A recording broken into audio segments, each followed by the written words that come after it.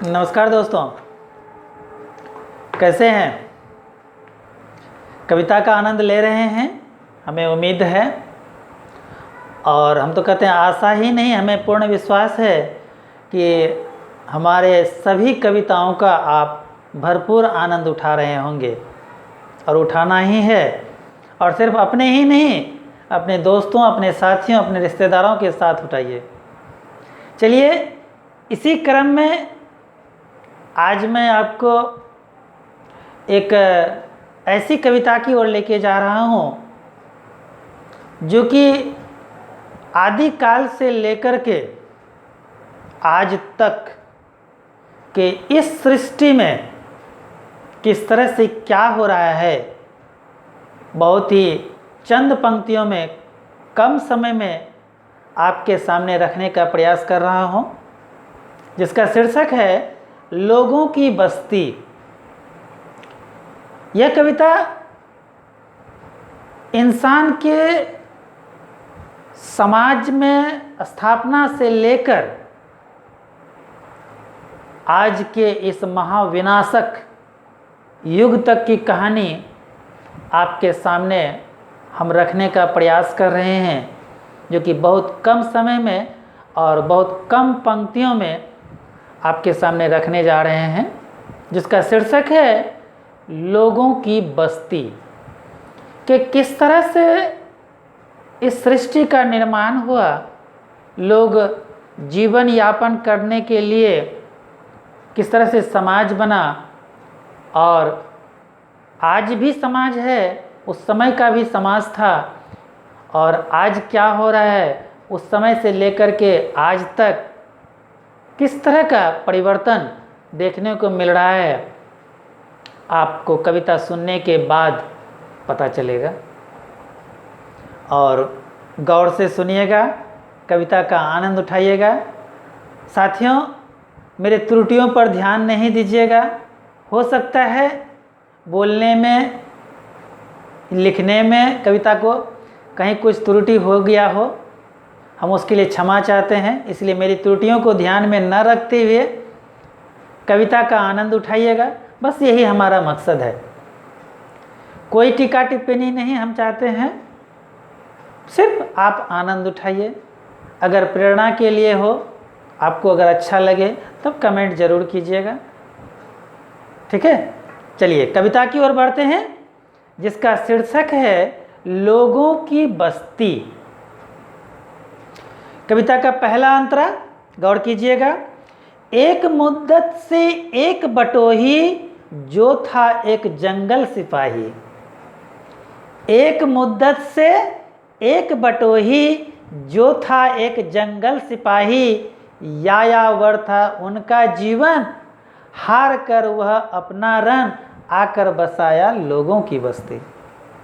एक मुद्दत से एक बटोही, जो था एक जंगल सिपाही। यायावर था उनका जीवन, हार कर वह अपना रन, आकर बसाया लोगों की बस्ती। आदिकाल में लोग यूं ही भ्रमण करके यायावर जीवन व्यतीत करते थे।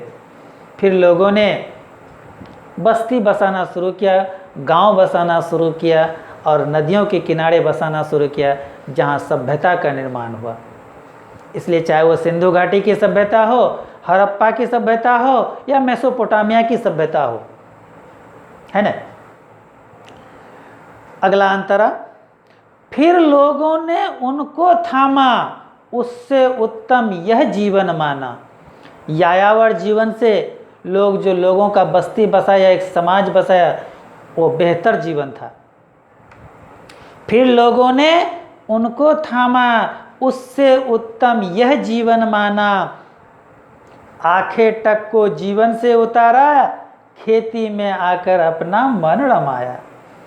जो लोग शिकार करके अपना जीवन यापन करते थे, आज गांव बसाकर बसने लगे, गांव बसाकर खेती करके अपना जीवन यापन करने लगे।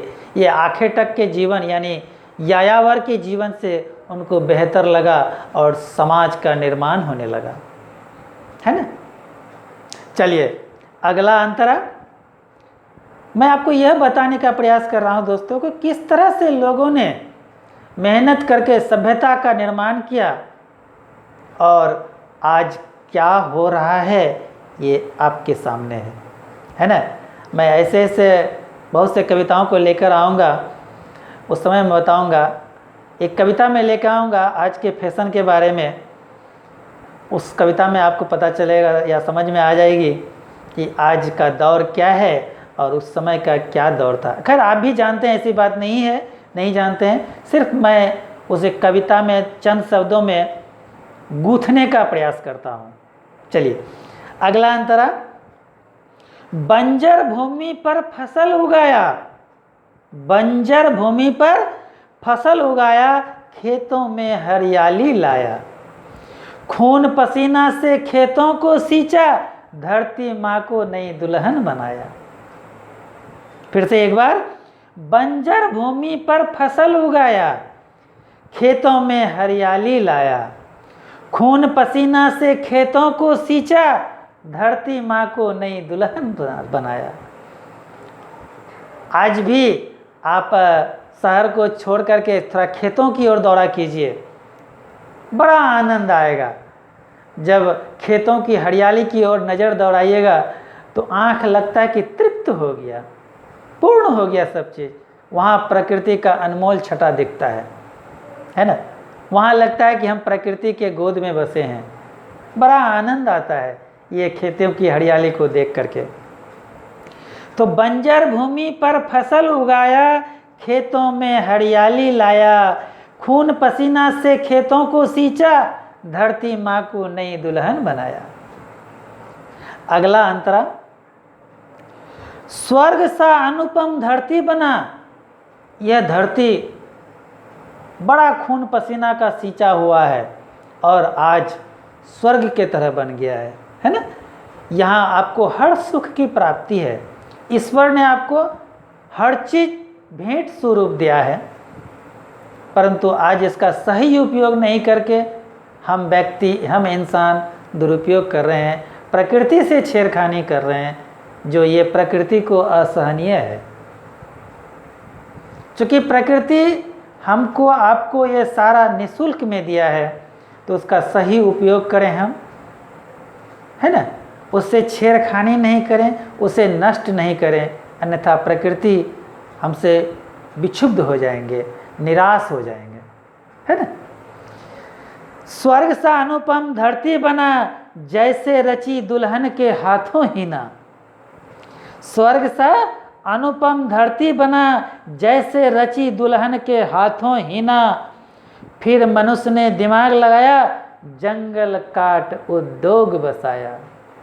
अब देखिए प्रकृति के साथ किस प्रकार का दोहन करने चले हैं हम। अब आगे इस ओर बढ़ रहे हैं कि हम लोग प्रकृति से आज किस तरह से छेड़खानी कर रहे हैं और उसका दुष्परिणाम हम स्वयं भोगेंगे और भोग रहे हैं, भोगेंगे ही नहीं, भोग रहे हैं। और आज भी अगर हम नहीं संभले तो आने वाले पीढ़ी को और अधिक भोगना पड़ेगा। स्वर्ग सा अनुपम धरती बना, जैसे रची दुल्हन के हाथों हीना, फिर मनुष्य ने दिमाग लगाया, जंगल काट उद्योग बसाया। अब आगे क्या होता है देखिए, इतना ही में नहीं थमा है। फिर लोगों ने हाथ बढ़ाया और परमाणु की दुनिया बनाया।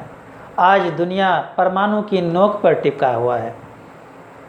आज दुनिया परमाणु की नोक पर टिका हुआ है। ऐसे तो हम आप सुने हैं ग्रंथों में कि महाभारत सबसे महाविनाशक युद्ध था, और हम तो कहते हैं कि आज की दुनिया में, आज के समय में जिस तरह से हम परमाणु की नोक पर टिके हुए हैं, भगवान न करे ऐसा हो, लेकिन अगर ऐसा होता है तो महाभारत से भी विनाशक होगा, है ना। चलिए, फिर लोगों ने हाथ बढ़ाया और परमाणु की दुनिया बनाया। आकर वे इस काल युग में फंस गए, काल के दुष्चक्र में।